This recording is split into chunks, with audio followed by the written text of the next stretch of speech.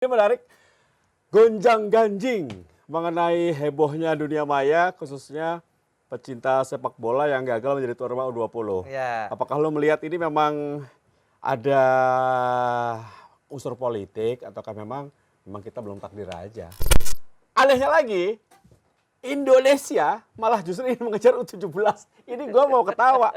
U17 Piala Dunia levelnya di bawah U20. Ya. Dan kita nggak punya tim. Kalau menurut gua nggak salah, walaupun ini bisa dibilang sebagai apa ya, sasaran antara lah. Sebagai jualan politik maksud lo? Jualan mungkin.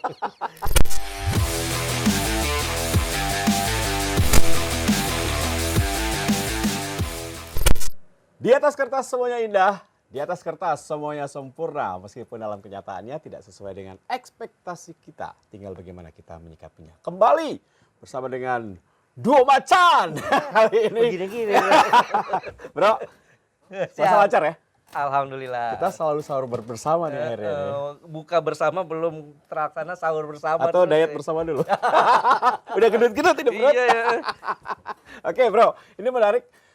Gonjang-ganjing mengenai hebohnya dunia maya, khususnya pecinta sepak bola yang gagal menjadi tuan rumah U20. Ya. Apakah lo melihat ini memang ada unsur politik ataukah memang kita belum takdir aja menjadi tuan rumah?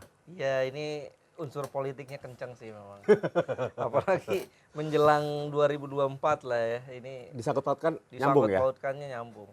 Tapi terlepas dari semua itu, ini menurut gue ketidaksiapan panitia lokal sih. Oke lah, ada unsur politik dan itu sering dibicarakan lah ya. Si A ingin memanfaatkan momentum ini untuk bisa meningkatkan pamor, entah ini blunder atau tidak. Tapi kalau menurut gue, ini ketidaksiapan panitia lokal, Inafok ya. Harusnya kan ini ada 9 bulan dari kepastian Israel lolos. Ya. Ke Piala Dunia Juni tahun lalu. Juni 2022 ada 9 bulan dan mereka, nah ini dia yang jadi pertanyaan gue, mereka tahu nggak sih kalau ada Permenlu?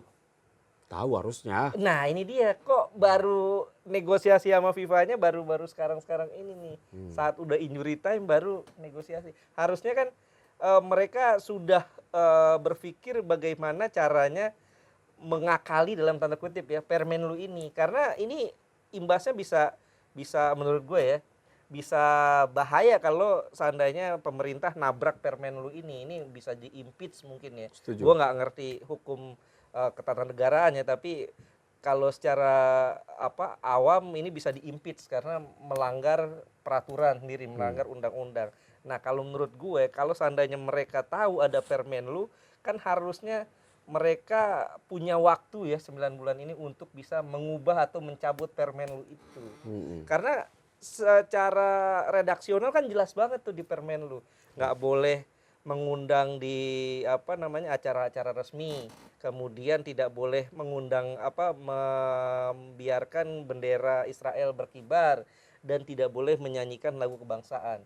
3 hal itu membuat pagelaran Piala Dunia sulit dilakukan karena FIFA pasti akan menolak ya kalau kita bernegosiasi bahwa Israel nggak boleh ngibarin bendera, nggak boleh menyanyikan lagu kebangsaan, karena FIFA selalu menjunjung kesetaraan anggota-anggotanya, kontestan-kontestannya. Betul, gue setuju. Ini tapi yang jadi masalah, coba gue ingin menarik garis panjang ya, kalau kita gagal sekarang nih, ini akan berimbas pada kita akan susah menjadi tuan rumah apapun. Betul, ke depannya. Paling cuma Asian Games oke lah, kalau Israel. SEA Games bisa. Betul. Tapi untuk Olimpiade yang kita incar, untuk Piala Dunia 2034 yang kita incar, ini pasti udah mimpi. Hanya tinggal apakah setuju lo lihat? Betul, sepakat gue. Gue selalu bilang ya, ini imbasnya bukan cuman ke kita rugi berapa triliun, tapi ini imbasnya adalah hilangnya kepercayaan dunia internasional. Sekarang kita mau sebelumnya kan kita gencar mau bidding Olimpiade. Gimana mau Olimpiade nanti Israel datang, pasti ada Israel lagi. Pasti iya. ada. Sekarang kan juga setelah Piala Dunia U20 gagal, World Beach Game berpotensi gagal. Katanya sudah ditolak tuh Pak Koster, gubernur. Betul. Katanya tidak akan menerima Israel. Iya, ini kan gimana kalau tidak menerima Israel yang menjadi salah satu bagian dari kontestan kan repot juga. Betul. Dan bahkan kalau menurut gue ini bukan hanya rugi uang ya. Ini kita pariwisata, kemudian nama baik Indonesia. Orang yang nggak tahu Indonesia tiba-tiba mau datang ke Indonesia pengen tahu Piala Dunia nonton gitu. Ini gagal semua. Kalau gue sih ya istilahnya gue nggak mau berdebat bahwa Israel atau enggak gitu ya. Kita justru bisa menunggangi ajang ini ya. Menunggangi, ngilu bro, menunggangi bahasa lu. Nggak Menunggangi. bisa menggunakan ajang Memanfaatkan. Iya bisa memanfaatkan ajang ini sebagai menunjukkan dukungan kita kepada Palestina justru. Nah, seperti hal ini dilakukan oleh Swiss ya. Betul. Ketika Swiss menghadapi Israel, satu tribun bendera Palestina. Bendera Palestina seperti Piala Dunia Qatar. Itu kelas, elegan. Elegan di situ ya, itu kebetulan gua kesana tuh bro. Oh iya, sombong banget loh. Ya. Di situ media-media sana dan media-media dunia nulis bahwa bukan 32 negara yang bermain di Piala Dunia Qatar, tapi 33 Plus Palestina. plus Palestina. Luar Dan biasa. sebelum final di situ kalau nggak salah Al Jazeera ya nulis tuh final Piala Dunia belum dilangsungkan tapi Palestina sudah juara. Karena bendera sudah ada. Karena benderanya berkibar di mana-mana. Oh, itu harus dilakukan lah. Itu oleh yang supporter menurut Indonesia. gue kan Piala Dunia pasti media-media asing, media-media seluruh dunia datang ke Indonesia. Ya kita tunjukin, kibarin lah bendera Palestina di mana-mana. Harusnya seperti itu. Nah, tapi yang terjadi memang ya suka tidak suka, memang ada unsur politik. Ya. Ketika tiba-tiba ditolak, ada suara-suara tolak tadi seperti Ais katakan harusnya kalau menolak dari bulan Juni 2022. Betul. Ketika Israel lolos ya. Lolos. Nah, ini memang tapi PR ya nih, Is, kalau gue pribadi, gue sebagai insan olahraga harusnya pemerintah bisa membedakan tentang politik dengan olahraga ya. Kalau Iya. olahraga kita nggak maju-maju loh. Iya, tapi ini pemerintahnya susah ya menurut gue. Pak D Jokowi ini susah. Karena ada Permenlu. Ya, itu maksud gue permenlunya. Iya, harus direvisi. mestinya itu Inafoknya itu sadar bahwa ada Permenlu dan gimana caranya jangan negosiasi sama FIFA. Kalau negosiasi sama FIFA mentok, Nggak bisa dong. iya kalaupun negosiasi mentok sama FIFA, ya lo gantilah cabutlah itu Permenlunya gitu loh. Jadi pemerintah pun punya power, punya untuk bisa maju. Betul, gitu. karena FIFA ini tuan rumahnya FIFA. Aturannya FIFA dan FIFA itu menyetarakan hak dan kewajiban Betul. seluruh anggotanya. Nggak bisa Betul. kita atur-atur. Betul, itu dia maksud gue. Itu yang memang sangat disayangkan ya. Ini karena imbasnya kan kemana-mana nih gitu. Betul. Tapi yang gua sesalkan adalah ini tentunya generasi U20 yang dipegang Sintayong ini sia-sia jadinya. Mereka mau Betul. ngapain gitu. Betul. SEA Games aja lah, SEA Games ya. SEA Games, masih ada SEA Games. Nah, terus anehnya lagi, Indonesia malah justru ingin mengejar U17. Ini gue mau ketawa. U17 Piala Dunia levelnya di bawah U20. Iya. Dan kita nggak punya tim. Iya kalau gue pikir sih ini sebagai ini aja sih Ada aja. Apa ya mental frustrasi ya. Lu setuju nggak pribadi? Ya Kalau kalau gue bilang U17 kita tuan rumah November. karena udah ini jadi karena udah kadung kecewa gimana caranya jadi pelipur lara ya mereka kejar itu. Ini sudah habis kata Pak Menteri Pariwisata dan Ekonomi Kreatif, ini 3,7 triliun. 3,7 triliun. Itu betul. baru yang minimal segitu. Betul. Kalau kita bisa hilang lebih banyak ketika gagal pelaksanaan ini ya, karena kita Ya. bisa dapat uang dari pariwisata, pesawat, Betul. hotel, makanan, kafe, Betul. pernak-pernik, Merchandise. merchandise. Nah sekarang merchandise tuh mau dijual kemana tuh? Nah, Udah jadi lah gitu. betul. Itu. Bisa dibeli nggak? Kalau soalnya nggak ada ceritanya gitu. Ini kan Batam, tapi merchandise ada di rumah itu kan. Makanya itu dia ya kalau gue pikir ya nggak salah juga sih kalau kita ngejar Piala Dunia U17 ya. Lu setuju? Iya nggak, kalau menurut gua nggak Gua salah. enggak, gua. Iya, kalau menurut gua nggak salah. Walaupun ini bisa dibilang sebagai apa ya sasaran antara lah. Sebagai jualan politik maksud lo? Jualan mungkin. paling enak ini untuk mengembalikan kepercayaan dunia lah. Tapi duit lagi, Is. Pasti duit lagi. Ya kan? Pasti duit lagi. Terus timnya dari mana? Bikin lagi? Ya bisa jadi ini kalau masalah timnya sih. Nih. Ini bisa diakali dalam waktu singkat ya.